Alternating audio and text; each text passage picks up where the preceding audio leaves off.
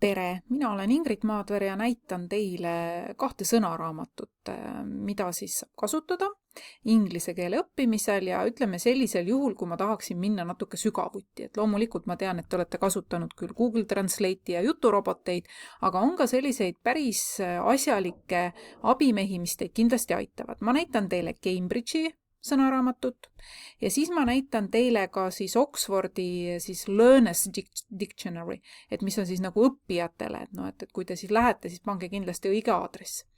Aga lihtsalt näitan, kuidas sõnaraamat töötab ja kuidas seda võiks kasutada.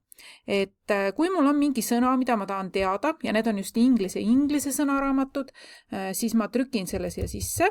Näiteks siis ma tahaksin teada, mida tähendab sõna vanish. Ja mulle kuvatakse see sõna kohe. Nii, pange nüüd tähele ka seda, et teil tuleb päris palju reklaami siia kõrvale, sest te sisse ei logi ja siis proovige sellest siis mööda vaadata. Ma näen ära, et see on verb, ma saan kuulata selle hääldust.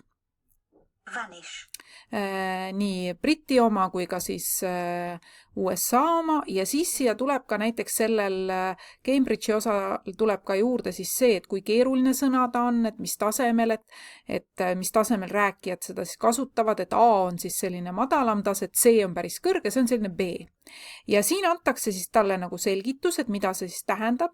To disappear or stop being present ja kui ma mingist sõnast aru ei saa, ma võin selle peale klõpsata ja siis mind viiakse selle sõna juurde. Siis sellele tähendusele lisaks antakse mulle ka näitelauseid, et ma saaks paremini aru, kuidas seda kasutatakse. The child vanished while on her way home from school. Ja siis ma saan mõelda, et sellises kontekstis teda kasutatakse. Samuti näete, siin antakse mulle ka synonüüme, antonüüme ja siis, kui ma veel allapoole kerin, siis siin on veel, tuuakse Ameerika siis sellest sõnaraamatust välja. Nii et ma saan selle sõna kohta päris palju teada.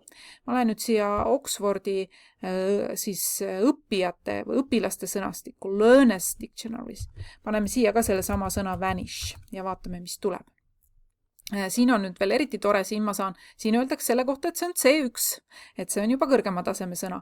Ma saan kuulata, kuidas teda ütleb, hääldab meesterahvas ja naisterahvas, siis ma saan teada, et ta on verb ja siis ma saan ka teada, et mida see siis siin tähendab, et esimene tähendus on antud, et äkitselt siis kaduma ja kui ma alla kerin, siis on ka teine tähendus, et eksisteerimise lõpetamine, nii et neid tähendusi võib olla mitmeid ja vot see ongi sõnaraamatute võlu. Ta annab mitu tähendust ja ta annab ka siis neid näitelauseid ja siin veel näiteks kõrval annab siis selliseid lähedasi sõnu, mis veel sarnased on.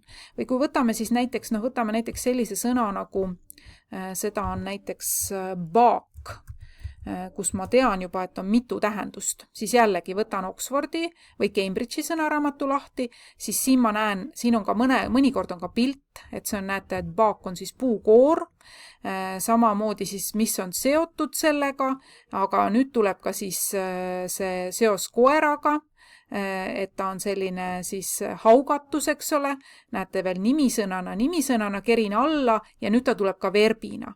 Ja tähendused juures ja jälle näen, et kui on B, siis see tähendab, et kasutatakse lihtsamas keeles, et C on siis keerulisemas keeles nende keeletasemetel. Ja siis on ka kõnekäänud, et kui mingi sõnaga on seotud, et näiteks vale puu all haukuma on siin selline kõnekäänd. Ja proovime seda sama sõna baak, siis nüüd vaadake, et te nüüd siia ei pane valesse kohta endal, kus reklaamid on ikka siia üles, kirjutan selle sõna ja nüüd näen siis, et siin tuleb ka kõigepealt, ta ütleb, et see on siis nimisõna, ta aga ütleb, et see on nii loendatav kui loendamatu, oleneb, kuidas ma seda siis kasutan, eks ole, et kas ta, kui ta on puukoor, siis ta on loendamatu ja jälle näete, vaadake, kui ilusa pildi ta siia juurde toob, et ma saan tegelikult vaadata, mis selle sõnaga veel seostub, eks ole, et siin on, näete, kõik asjad on olemas, nii õied kui pungad. Siis see on ka siin C-tasemel sõna. Ja nüüd, kui ma siis lähen siia allapoole natukene, siin on nüüd niimoodi, et vaadake siin paremal pool ma näen baak on nimisõnana, aga ta võib olla ka verbina.